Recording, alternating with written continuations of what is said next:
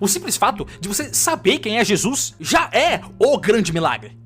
Veja, nós temos registros de aproximadamente 100 a 150 biografias de figuras antigas, e entre elas temos filósofos como o Sócrates, ditadores como Júlio César, o conquistador Alexandre o Grande e de diversas outras figuras famosas e importantes. Mas o ponto que chama a atenção é que existem 4 biografias sobre o mesmo cara que não era um imperador romano, não era um sacerdote judeu, não era um conquistador, era apenas um galileu que morreu com 33 anos crucificado. Mas veja, qualquer pessoa pode dizer que isso é apenas uma coincidência. E de fato, se olhasse somente pelo âmbito rasteiro, de fato isso seria apenas uma cagada. Isso pode acontecer, mas se nos aprofundarmos mais ainda nesse ponto, fica extremamente complicado acreditar ainda nessa hipótese de apenas uma coincidência. Os evangelhos são os escritos mais famosos do planeta Terra, mas isso só ocorreu porque foram escritos em grego. Mas só foram escritos em grego porque 400 anos antes, um cara chamado Alexandre o Grande conquistou aquela região inteira e fez todo mundo começar a falar grego.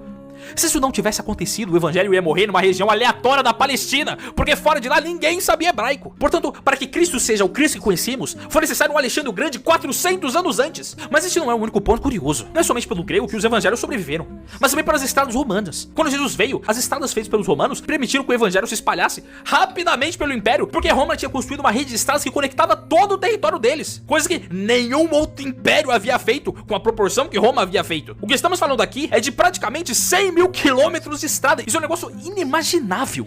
Mas há um outro ponto. De nada adiantaria estradas pavimentadas e olha que beleza, é uma estrada maravilhosa, se não houvesse o mínimo de paz da região. E Jesus nasce justamente no período da Pax Romana, um período de paz que ainda tinha no império, que ajudou os apóstolos a viajar pelo império inteiro, sem morrer no meio do caminho, porque tava tendo uma guerra civil de uma cidade contra outra. Portanto, o que estamos falando aqui é ou do homem mais sortudo da história da humanidade, que por coincidência, todas as coisas convergiram para este cara dar certo, ou de fato, estamos olhando para alguém que não é simplesmente um homem.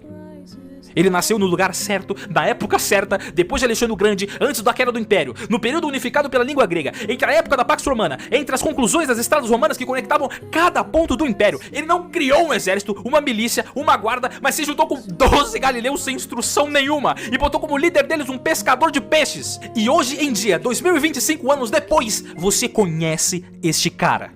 Essas foram as decisões que ele havia tomado. Poderia Cristo ter usado como líder da igreja qualquer outro apóstolo? Veja, nenhum de nós, se tivéssemos que criar uma empresa, colocaríamos como CEO da empresa o cara que tivesse nos traído. Mas Cristo fez isso. E por incrível que pareça, esteve sempre certo. E como diria Chesterton, Cristo não escolheu como pedra angular o brilhante Paulo, nem o místico João, mas um embusteiro, um arrogante e um covarde. Em uma palavra, um homem.